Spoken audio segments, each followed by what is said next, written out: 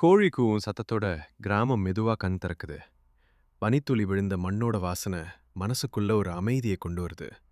ஒரு புதிய நாள் இங்க சத்தம் இல்லாம தொடங்குது. மேற்கு மலையிலிருந்து சூரியன் மெதுவா எட்டி பாக்குது.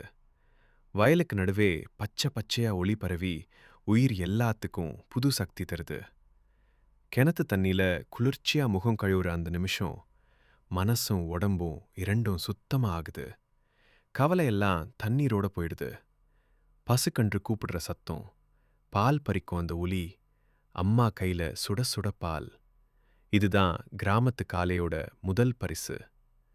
விறகு அடுப்புல சத்தமா எரியும் தீ, காபி வாசனையும் சாம்பார் மணமும் முழு வீட்டையும் அன்பால நிரப்புது.